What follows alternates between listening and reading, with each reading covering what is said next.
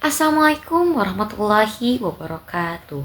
Kami dari kelompok 6 akan mempresentasikan materi mengenai aliran perennialisme dalam filsafat pendidikan Islam yang beranggotakan saya Maratu Solihah Salsabila Rasyida Istiqomah dengan NIM 12420080094 dan teman saya.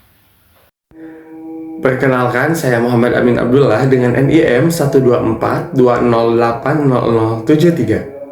Saya Mega Putri Anjani dengan NIM 12420808071. Oke, baik. Yang pertama, di sini ada pengertian aliran perennialisme dalam filsafat pendidikan Islam. Perennialisme adalah aliran filsafat pendidikan yang menekankan pentingnya nilai-nilai yang bersifat abadi, universal, dan tidak berubah oleh perkembangan zaman.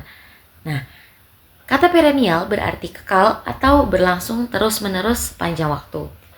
Dalam pendidikan, perennialisme bertujuan mengembangkan kemampuan intelektual dan rasional peserta didik melalui pemahaman terhadap keberadaan yang bersifat universal. Aliran ini beranggapan bahwa nilai-nilai yang diwariskan dari masa lalu tetap relevan dan perlu dijadikan dasar dalam pendidikan. Nah, dalam aliran perennialisme, pendidikan tidak hanya mengikuti perkembangan zaman, tetapi juga menjaga dan mewariskan nilai moral, etika, dan kebijaksanaan yang telah teruji oleh sejarah. Dalam filsafat pendidikan Islam, konsep perennialisme sejalan dengan ajaran Islam yang bersumber dari Al-Quran dan Sunnah, yang mengandung nilai-nilai universal dan berlaku sepanjang masa. Oleh karena itu, pendidikan Islam bertujuan membentuk manusia yang cerdas secara intelektual, berakhlak mulia, dan memiliki keseimbangan antara aspek intelektual, moral, dan spiritual. Baik, selanjutnya di sini saya akan membahas tentang tokoh-tokoh aliran perennialisme dalam pendidikan Islam. Dalam pendidikan Islam terdapat 4 tokoh.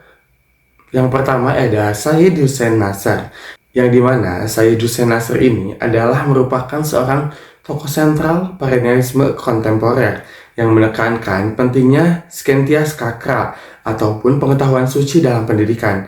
Menurut Nasr, krisis pendidikan modern terjadi karena desakralisasi ilmu pengetahuan yang memisahkan antara akal dan juga wahyu.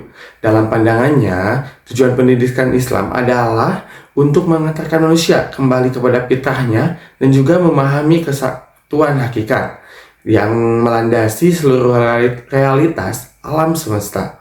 Pendidikan harus mampu mentransformasi jiwa murid, bukan sekedar mengisi otak dengan informasi teknis, sehingga nilai-nilai tradisional tetap terjaga di tengah arus sekularisme.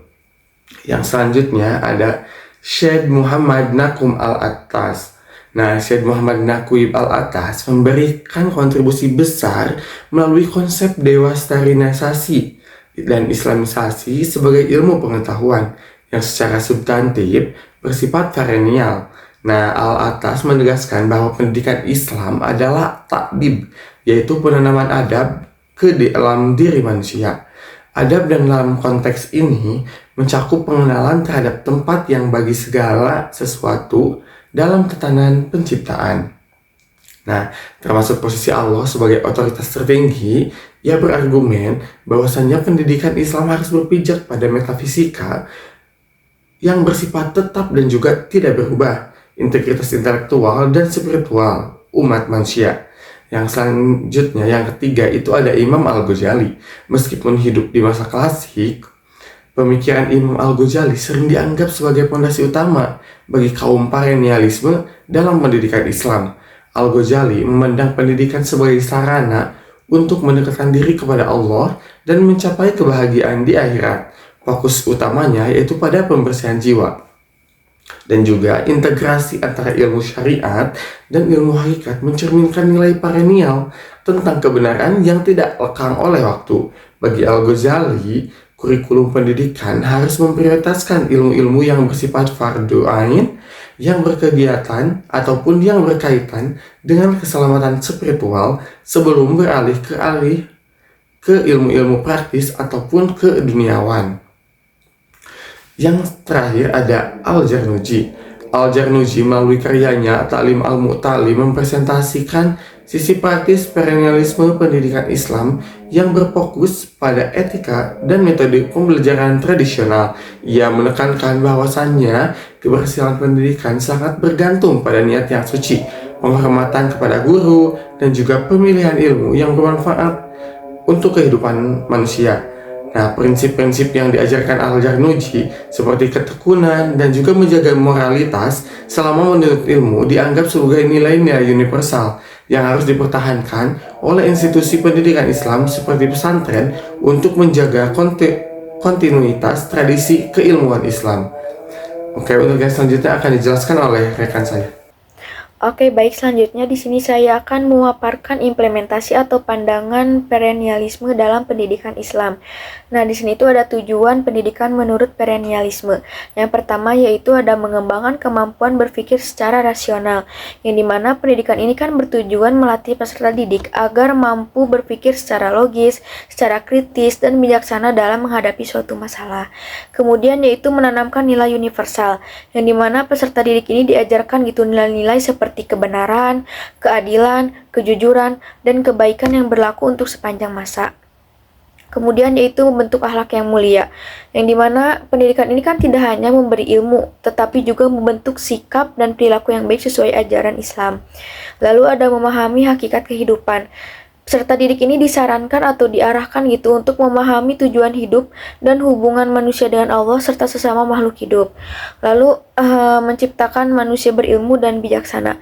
Hasil akhir dari pendidikan ini adalah menciptakan manusia yang cerdas, manusia yang beriman, dan mampu mengambil keputusan dengan baik. Oke, selanjutnya yaitu implementasi pembelajaran menurut perennialisme. Yang pertama yaitu kurikulum berisi ilmu dasar dan agama. Nah, materi ini kan mempelajari atau menekankan ilmu pengetahuan agama, terus nilai moral sebagai dasar kehidupan. Lalu ada guru sebagai pembimbing dan teladan. Nah, guru itu berperan sebagai pemberi ilmu sekaligus pemberi contoh sikap yang baik bagi peserta didik. Lalu ada metode diskusi dan tanya jawab. Nah, pembelajaran itu dilakukan dengan diskusi agar siswa itu aktif berpikir dan memahami materi secara mendalam. Kemudian ada mempelajari karya klasik Islam, yang dimana peserta didik itu mempelajari kitab atau pemikiran ulama terdahulu yang mengandung ilmu dan hikmah. Dan yang terakhir itu penanaman karakter, yang dimana sekolah ini kan menanamkan seperti sikap jujur, disiplin, tanggung jawab, dan menghormati orang lain.